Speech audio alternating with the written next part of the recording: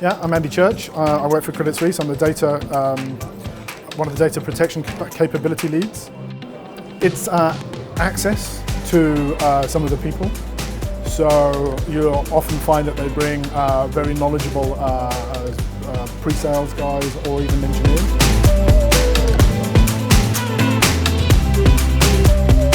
Thomas Schäfer. Close before attention. We need a lot of security experts in Switzerland. Nobody can know everything by himself, so we need platforms to exchange knowledge and to have highly competent discussions. Security Interest Group is one such platform. I think it's highly valuable for Swiss security market. Such communities are valuable not only for Switzerland, not only within Switzerland, but also in Switzerland. I think we even need worldwide exchange of knowledge, not only within Switzerland. But Security Interest Group is one good platform to start with. My name is John Popelbel. I'm one of the older fellows here, 35 years experience in security.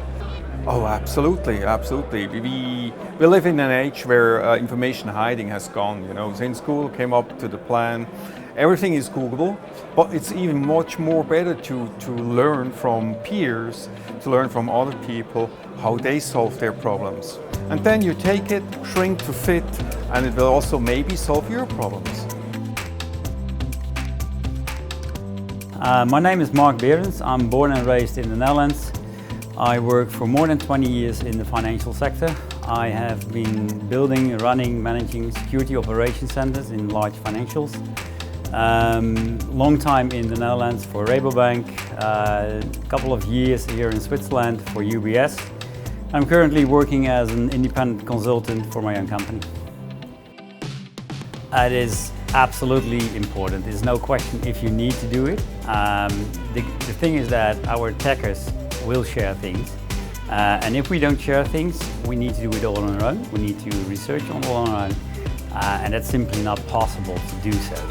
And sharing will save you a lot of cost over there and brings you speed into the solution of your cybersecurity issues. Connecting people to each other, because all the work we do in cybersecurity is people work. And bringing them together, making the connections, that is how people interact, how they learn from each other. I can send you an email, that works, but I need to know you before I trust you. And you get to know people if you meet them face to face, if you meet them in this kind of conferences. Business problems. The board needs to understand the risk of their business. It's not an IT problem. We solve it with IT. The problem sits normally in IT, but it's a problem for the business.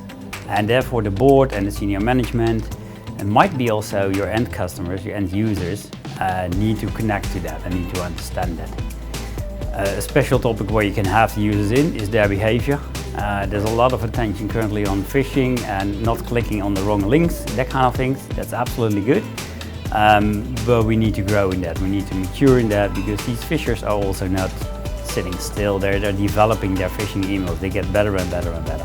It's a pleasure to work here in Switzerland. I think there's a lot of work to do. What I like to see, what we did in the Netherlands with the banks, is that we really collaborate on the topic of cybersecurity. Security is there not a competition factor.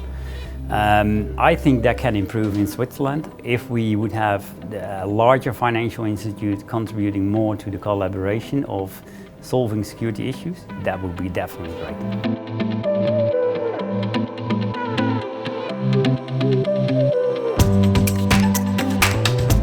Hello, I am Paul Vixie from Farsight Security. I also had some hand in helping to create the DNS some decades ago. Well, some of the things that we would have to do to become safer are simply intractable, right? If you think back to the time before the internet was an everyday thing used by everybody on the planet, we were safer. Our transactions were safer, our assets were safer. The world was generally safer before the internet came. And that doesn't mean that the internet itself was dangerous. It meant that the internet has made everyone able to reach everything. And it turns out a lot of what they can reach is not very secure. And so to make us, once again, as secure as we were before the internet, we would have to do a lot of very hard work, and a lot of that, I think, is probably not practical. But there are some things we can do, and that's just to reason from inevitabilities. We all live, in a sense, in glass houses. We are all in the same community, we are all equally reachable, we're all buying our technology from the same vendors, we're writing things in the same programming languages, we're hiring the same people.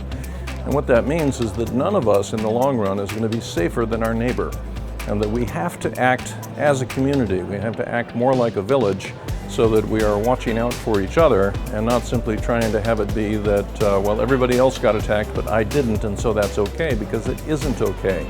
Because it means your transactions with the people who are successfully attacked will represent losses to you. So we really need this to be a community-oriented activity. We can't be looking at this as how do we grab market share. We have to look at how can we increase capacity on the defense side. I'm Lior Kolnick, Head of Security Research at Demisto. Yeah, I think such peer groups, peer groups like this are crucial for the industry. We have to band together, we have to share what works, right, as an industry. We can't just keep doing it all by ourselves. We have to exchange the ideas that work and essentially divide up the work in between those different groups and teams. So those peer groups are essential, I believe, to the industry if we want to move forward. Most people in the security community, you cannot do it all yourself. You need to talk to your peers, you need to meet other people, you need to probably also meet with vendors and so on to kind of get a new perspective and to understand what's going on in that market and what's going on in the field of cybersecurity.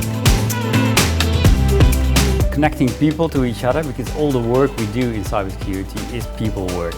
And bringing them together, making the connections, that is how people interact, how they learn from each other. Bring the right people together and they really can profit from each other and save time and money, hopefully as well in their daily business and in their project.